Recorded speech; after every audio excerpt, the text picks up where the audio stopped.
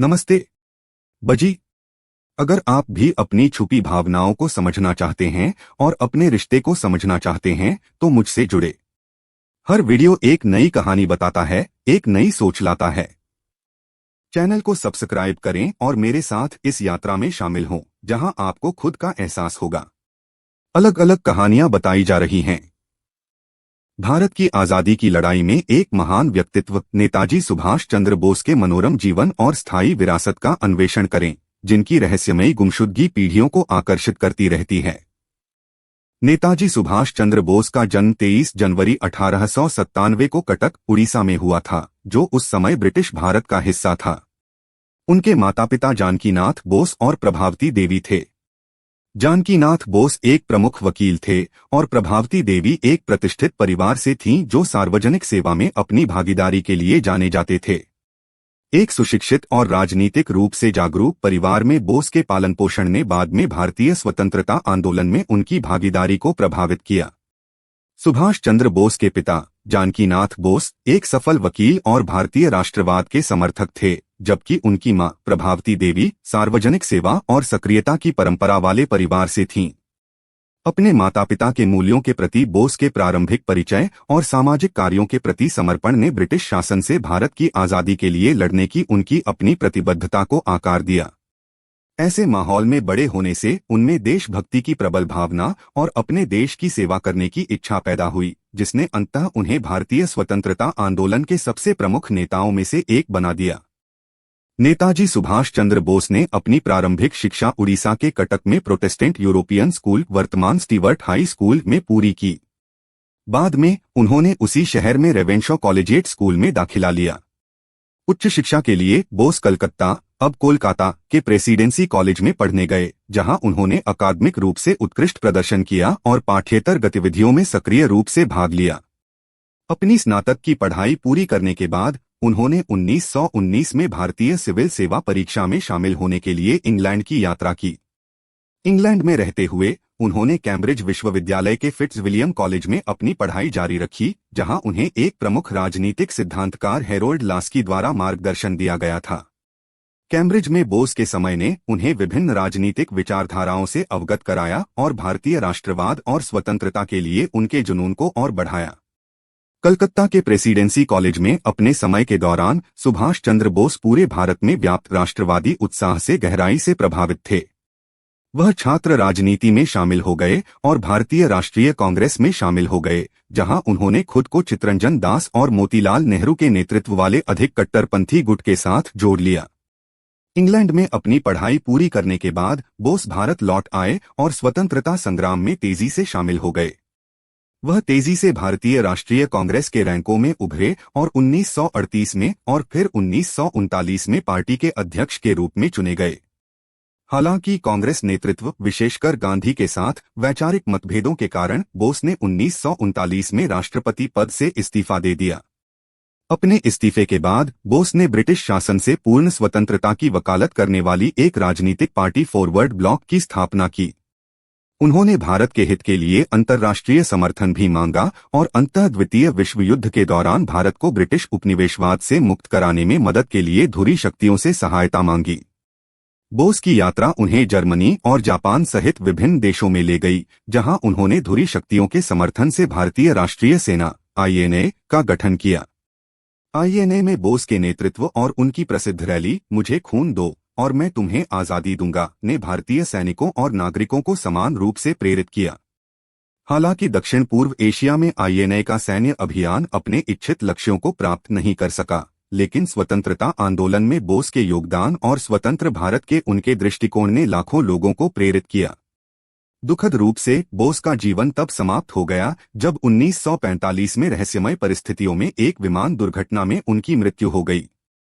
हालांकि एक निडर स्वतंत्रता सेनानी और कट्टर राष्ट्रवादी के रूप में उनकी विरासत कायम है और उन्हें भारत के संघर्ष में सबसे प्रतिष्ठित नेताओं में से एक के रूप में याद किया जाता है।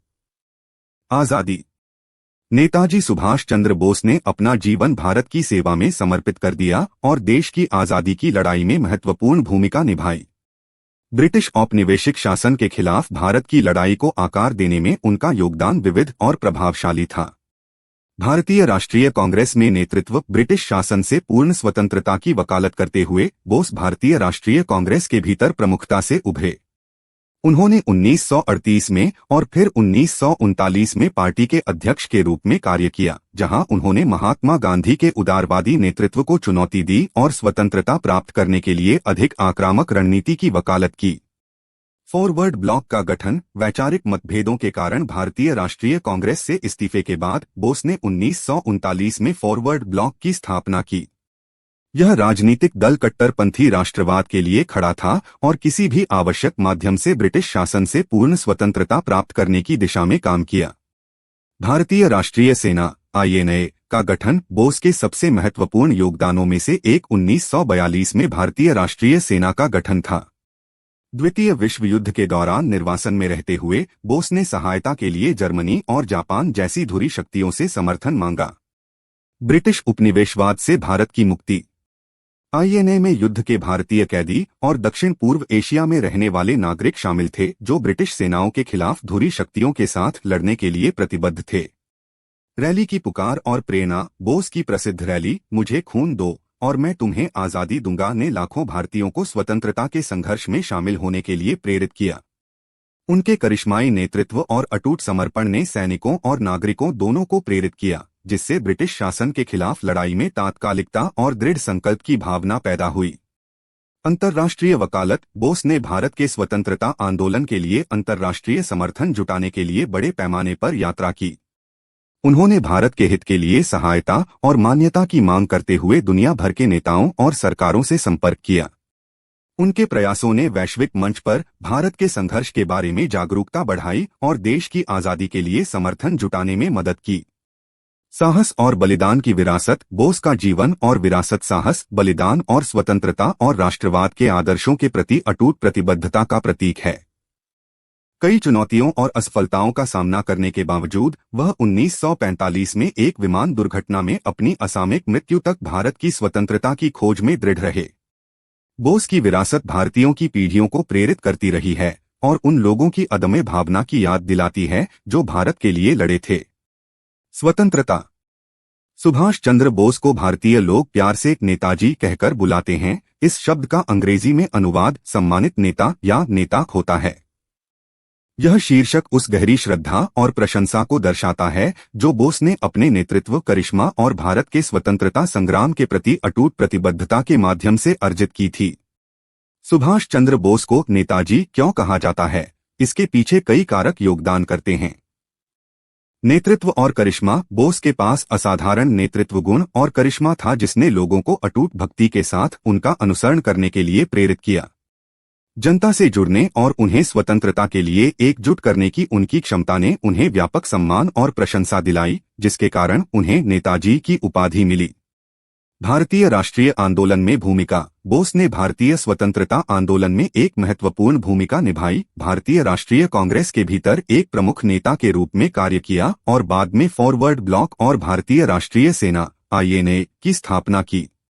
उनके साहसिक और निर्णायक कार्यों ने स्वतंत्र और एकजुट भारत के लिए उनके दृष्टिकोण के साथ मिलकर उनके अनुयायियों के बीच एक श्रद्धेय नेता के रूप में उनकी स्थिति को मजबूत किया। लोकप्रिय समर्थन और स्नेह। बोस की लोकप्रियता और प्रभाव राजनीतिक क्षेत्रों से परे भारत की सामान्य आबादी तक फैल गया। स्वतंत्रता के लिए उनके निस्वार्थ समर्पण के साथ साथ व्यापक भलाई के लिए अपने स्वयं के आराम और सुरक्षा का त्याग करने की उनकी इच्छा ने उन्हें लाखों भारतीयों का प्रिय बना दिया, जो उन्हें प्यार से नेताजी कहते थे। विरासत और प्रतीकवाद। उनकी मृत्यु के बाद भी एक निडर स्वतंत्रता सेनानी और कट्टर राष्ट्रवादी के रूप में सुभाष चंद्र बोस की विरासत भारतीयों की पीढ़ियों को प्रेरित करती रही। नेताजी शीर्षक साहस, बलिदान और स्वतंत्रता और राष्ट्रवाद के आदर्शों के प्रति अटूट प्रतिबद्धता के प्रतीक के रूप में बोस की छवि का पर्याय बन गया है। कुल मिलाकर सुभाष चंद्र बोस ने अपने असाधारण नेतृत्व, भारत की स्वतंत्रता के लिए अटूट समर्पण और भारतीय लोगों के बीच गहरे सम्मान और स्नेह के कारण नेताजी की उपाधि अर्जित की। यह उनकी स्थायी विरासत और राष्ट्र की नीति को आकार देने में उनकी महत्वपूर्ण भूमिका का प्रमाण है। द्वितीय विश्व युद्ध समाप्त होने के बाद नेताजी सुभाष चंद्र बोस का भाग्य रहस्य और विवादों में घिर गया। यहाँ वह है जो ज्ञात है। गायब होना युद्ध के दौरान बोस की गतिविधियों, जिसमें धुरी राष्ट्रों के साथ उनका गठबंधन भी शामिल था, ने मित्र राष्ट्रों विशेषकर ब्रिटिशों के बीच संदेह पैदा कर दिया। अगस्त 1945 में बोस कथित तौर पर टोक्यो की यात्रा करने के इरादे से ताइवान में एक जापानी विमान में चढ़े। हालांकि विमान ताइवान के ताइहोकू अब ताइपे में दुर्घटनाग्रस्त हो गया, जिससे बोस गंभीर रूप से घायल हो गए। 18 अगस्त 1945 को एक स्थानीय अस्पताल में उनकी मृत्यु हो गई। उनकी मृत्यु के आसपास की परिस्थितियां बहस और अटकलों का विषय बनी हुई हैं। विवाद और षड्यंत्र के सिद्धांत। बोस की मृत्यु ने उनके भाग्य के बारे में कई षड्यंत्र सिद्धांतों और अटकलों को जन्म दिया। कुछ का मानना है कि वह दुर्घटना में बच गए और छिप गए, जबकि अन्य का मानना है कि उन्हें अपनी राष्ट्रवादी गतिविधियों को जारी रखने से रोकने के लिए या तो ब्रिटिश या जापानियों द्वारा मार दिया गया था। निर्णायक सबूतों की कमी और परस्पर विरोधी खातों ने बोस के लापता होने को लेकर दशकों तक विवाद और साजिश को बढ़ावा दिया है। जांच और पूछताछ। वर्षों से विभिन्न सरकारों और स्वतंत्र संगठनों ने बोस के लापता होने और मृत्यु की जांच की है। हालांकि कोई भी निश्चित उत्तर देने या निर्णायक रूप से यह साबित करने में सक्षम नहीं है कि युद्ध समाप्त होने के बाद उसके साथ क्या हुआ। 2016 में भारत सरकार ने बोस की मौत से संबंधित फाइलों के एक सेट को सार्वजनिक कर दिया, लेकिन उन्होंने रहस्य को नहीं सुलझाया और इसके बजाय मामले से जुड़ी अटकलों को और बढ़ा दिया। विरासत और प्रभाव। अपने भाग्य को लेकर अनिश्चितता के बावजूद एक निडर स्वतंत्रता सेनानी और राष्ट्रवादी नेता के रूप में सुभाष चंद्र बोस की विरासत कायम है। उन्हें भारत के स्वतंत्रता संग्राम के प्रति उनकी अटूट प्रतिबद्धता और एक स्वतंत्र और एकजुट राष्ट्र के उनके दृष्टिकोण के लिए याद किया जाता है। भारतीय स्वतंत्रता आंदोलन में बोस का योगदान, जिसमें भारतीय राष्ट्रीय सेना का गठन और भारत के लिए अंतर्राष्ट्रीय समर्थन हासिल करने के उनके प्रयास शामिल हैं, भारतीयों की पीढ़ियों को प्रेरित करते रहे हैं। संक्षेप में, युद्ध समाप्त होने के बाद नेताजी सुभाष चंद्र बोस के भाग्य के आसपास की परिस्थितियां अस्पष्ट बनी हुई हैं और उनका गायब होना आधुनिक भारतीय इतिहास में सबसे स्थायी रहस्यों में से एक बना हुआ है। ठोस उत्तरों की कमी के बावजूद भारत के स्वतंत्रता संग्राम में एक महान व्यक्तित्व के रूप में बोस की विरासत कम नहीं हुई है। नेताजी सुभाष चंद्र बोस के लापता होने के बाद के दशकों में उनके भाग्य के संबंध में विभिन्न सिद्धांत और दावे सामने आए। उत्तरजीविता सिद्धांत। कुछ लोगों का मानना है कि बोस ताइवान में विमान दुर्घटना में बच गए और छिप गए, संभवतः पकड़े जाने या हत्या से बचने के लिए एक नई पहचान अपना ली। इस सिद्धांत के समर्थक कथित तौर पर बोस को विभिन्न देशों में देखे जाने की ओर इशारा करते हैं, साथ ही भारतीय स्वतंत्रता के लिए संघर्ष जारी रखने के उद्देश्य से गुप्त गतिविधियों में उनके शामिल होने की रिपोर्ट भी देते हैं। Soviet connection. ऐसे सिद्धांत हैं जो बताते हैं कि बोस ने द्वितीय विश्व युद्ध की समाप्ति के बाद सोवियत संघ में शरण ली होगी। इस सिद्धांत के समर्थकों का अनुमान है कि बोस के समाजवादी झुकाव और उपनिवेशवाद के खिलाफ लड़ाई जारी रखने की उनकी इच्छा ने उन्हें सोवियत सरकार से सहायता लेने के लिए प्रेरित किया होगा। हालांकि इस दावे का समर्थन करने के लिए ठोस सबूतों की कमी है। ब्रिटिश संलिप्तता के आरोप। कुछ षड्यंत्र सिद्धांतों से पता चलता है कि ब्रिटिश सरकार बोस के लापता होने में शामिल थी, या तो उनकी मृत्यु की साजिश रचकर या उन्हें अपनी राष्ट्रवादी गतिविधियों को फिर से शुरू करने से रोकने के लिए गुप्त रूप से हिरासत में लेकर। ये सिद्धांत अक्सर बोस के प्रति ब्रिटिश सरकार की शत्रुता और भारतीय स्वतंत्रता आंदोलन को दबाने के उसके प्रयासों के बारे में संदेह से प्रेरित होते हैं। आधिकारिक जांच। वर्षों से बोस के भाग्य का पता लगाने के लिए कई आधिकारिक पूछताछ और जांच की गई हैं। 2016 में भारत सरकार ने बोस की मृत्यु से संबंधित फाइलों के एक सेट को सार्वजनिक कर दिया, लेकिन उन्होंने युद्ध के बाद उनके साथ क्या हुआ, इसके बारे में निर्णायक सबूत नहीं दिए। निश्चित उत्तरों की कमी ने बोस के लापता होने के रहस्य को बरकरार रखने का ही काम किया है। विरासत और प्रभाव। अपने भाग्य को लेकर अनिश्चितता के बावजूद सुभाष चंद्र बोस की विरासत भारतीयों के बीच श्रद्धा और प्रशंसा को प्रेरित करती है। उन्हें एक साहसी नेता के रूप में याद किया जाता है, जिन्होंने निडर होकर भारत की आजादी के लिए लड़ाई लड़ी और अपना जीवन देश की सेवा में समर्पित कर दिया। राष्ट्रवादी आंदोलन में बोस का योगदान और स्वतंत्र और एकजुट भारत का उनका दृष्टिकोण भारत की ऐतिहासिक और सांस्कृतिक विरासत का अभिन्न अंग बना हुआ है। निष्कर्षतः नेताजी सुभाष चंद्र बोस के लापता होने से जुड़ा रहस्य बरकरार है। विभिन्न सिद्धांत और अटकलें जनता की कल्पना पर कब्जा कर रही हैं। निश्चित उत्तरों की कमी के बावजूद एक दूरदर्शी नेता और स्वतंत्रता सेनानी के रूप में बोस की विरासत कायम है, जो आने वाली पीढ़ियों के लिए प्रेरणा स्रोत के रूप में काम कर रही है। 18 अगस्त 1945 को ताइवान के ताइहोकू, अब ताइपे, में कथित विमान दुर्घटना के बाद कहा गया था कि नेताजी सुभाष चंद्र बोस को गंभीर चोटें आई थीं। उन्हें एक स्थानीय अस्पताल ले जाया गया, जहां अंततः उन्होंने दम तोड़ दिया और उनका निधन हो गया। हालांकि दुर्घटना के बाद बोस की स्थिति के बारे में सटीक परिस्थितियां और उनकी मृत्यु तक की घटनाएं अस्पष्ट और अत्यधिक विवादास्पद बनी हुई हैं। विमान दुर्घटना के बाद बोस के साथ क्या हुआ, इसके बारे में कई विरोधाभासी विवरण और सिद्धांत सामने आए हैं। आधिकारिक विवरण उस समय जापानी अधिकारियों द्वारा प्रदान किए गए आधिकारिक संस्करण में कहा गया था कि बोस की मृत्यु दुर्घटना में तीसरी डिग्री के जलने से हुई थी। इस विवरण के अनुसार बोस के अवशेषों का अंतिम संस्कार किया गया और उनकी राख को बाद में सुरक्षित रखने के लिए जापान लौटा दिया गया।